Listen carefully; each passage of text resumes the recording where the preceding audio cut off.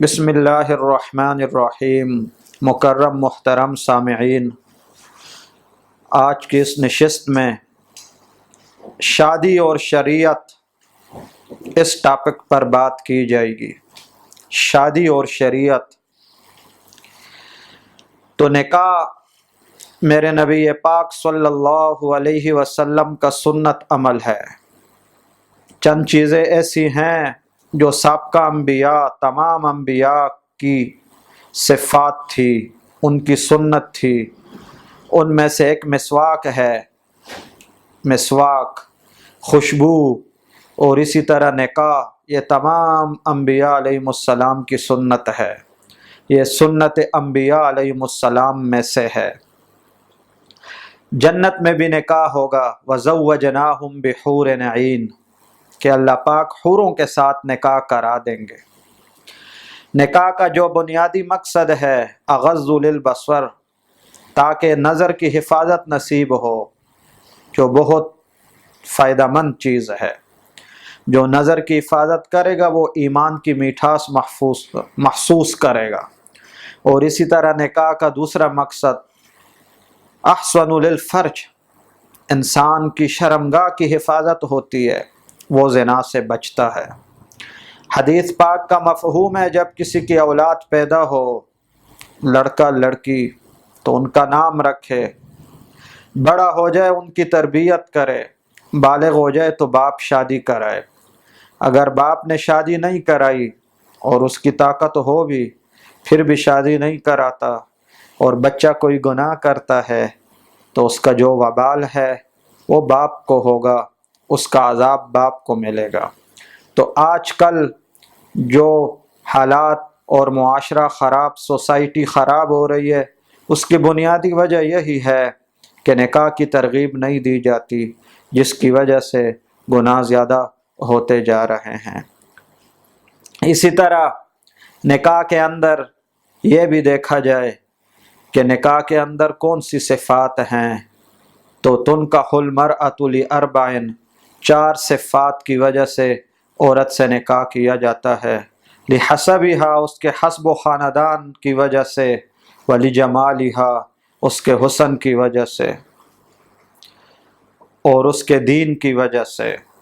اس کا حسب دیکھا جاتا ہے، اس کا خاندان دیکھا جاتا ہے، اور اس کا حسن و جمال دیکھا جاتا ہے، اس کا دین دیکھا جاتا ہے۔ حدیث پاک میں آتا ہے، فَاظْفُرْ بِذَاتِ الدِّینِ تَرِبَتْ یَدَاکَ، اصل دینداری کو دیکھنا چاہیے۔ جب کوئی نیک عورت کے ساتھ شادی ہوگی تو گھر کے اندر وہی دینداری آئے گی، اور پھر نکاح ہو بھی اس طریقہ سے جو نبی پاک صلی اللہ علیہ وسلم سے ثابت ہے۔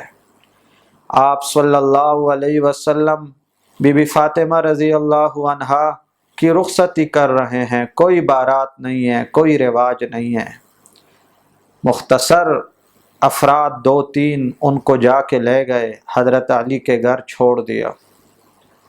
تو اس طریقے کے ساتھ جب شادی ہوگی تو ایسے گھروں کے اندر معاشرہ ٹھیک ہوگا، گھروں کے اندر محبتیں ہوں گی، لڑائی جھگڑے نہیں ہوں گے۔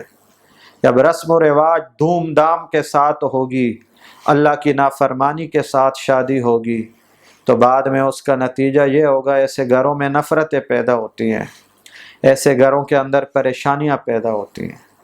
حدیث پاک میں یہ بھی ہے، النکاح من سنتی، نبی پاک صلی اللہ علیہ وسلم نے فرمایا، نکاح میری سنت ہے، فمن رغب عن سنتی فلیس منی، دوسری روایت میں ہے، جو میری سنت سے منہ موڑ لے تو وہ مجھ میں سے نہیں ہے۔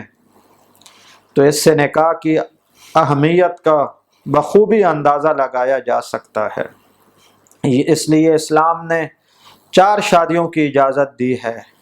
اس کی بنیاد یہی ہے تاکہ انسان پاک دامن رہے، اور جتنا پاک دامن رہے گا اتنا اللہ سے تعلق بڑھے گا، اتنا اللہ کی محبت زیادہ نصیب ہوگی۔ تو اس کے ساتھ ساتھ نکاح کہ جتنے معاملات ہیں وہ سارے اللہ کے حکم اور نبی پاک صلی اللہ علیہ وسلم کے طریقے کے مطابق ہوں۔ جب نکاح نہیں ہوتا تو انسان جو ہے گناہ کرتے ہیں، تو وہاں جہاں جسمانی سخت نقصان ہوتا ہے وہاں اللہ کا تعلق ختم ہوتا جا رہا ہوتا ہے۔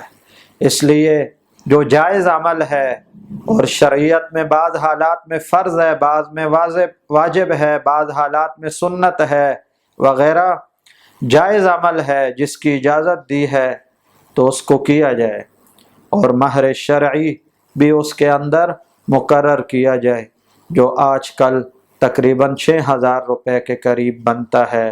وہ مقامی علماء سے پوچھ کر اس کے مطابق اس کو طے کیا جائے، 2 گواہ ہوں اور اسی طرح خطبہ ہو وغیرہ، اور سنت طریقے کے مطابق جب شادی ہوگی تو اس کے اندر بہت برکت ہوگی۔ اللہ جل جلالہ دین پہ مکمل چلنے والا بنائے۔ اسی کے ساتھ ساتھ اس چینل کے جتنے پروگرام ہیں آپ بھی کار خیر میں شریک ہوں، ان کو لائک فرمائیں، شیئر فرمائیں، سبسکرائب فرمائیں، اور نیچے دیے ہوئے کمنٹ باکس میں آپ کو جو بھی پریشانی ہو، روحانی، جسمانی وغیرہ، کوئی بیماری ہو، جادو جنات وغیرہ، تو ان کو ارسال فرمائیں اور تسلی بخش جواب حاصل کریں۔ وما علینا الا البلاغ۔